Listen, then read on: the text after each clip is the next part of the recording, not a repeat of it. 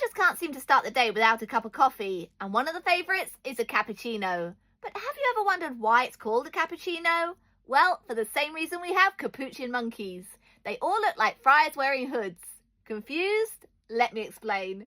Back in the 16th century, a group of Italian Franciscan monks founded an order inspired by St. Francis of Assisi. They became renowned for their missionary work with the poor, but locally they were better known for their dress code. Since simple living and austerity were the core beliefs of their order, members dressed in a simple light brown robe with a long hood that hung down their backs. This kind of hood was known in Italy as a cappuccio, and it led to the order being known as the Capuchin order, and a friar of the Capuchin order was often called a cappuccino. But although the order got their name from their hoods, it was actually the unique colour that gave the name to the coffee.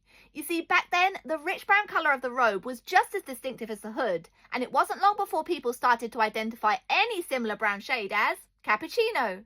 Fast forward to 18th century Vienna, where early baristas invented a drink that was made by adding whipped cream to coffee.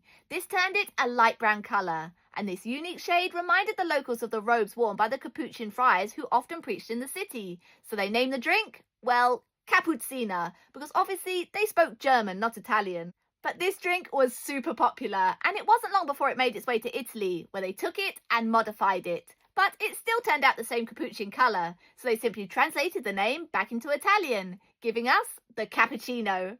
Of course, nowadays, with espresso machines and refrigeration and Americanization, cappuccinos are now a lot lighter in colour and have lost that true capuchin friar colour, but they still kept the name.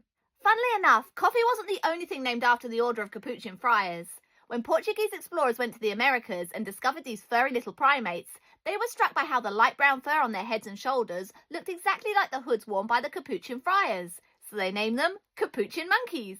The word also found its way into women's fashion, and cloaks with long hoods were called capuchins too, on account of how they look similar to the friars' robes. So there you have it. Friars who put simple living and austerity before everything else ended up giving their name to some of the fanciest coffees around.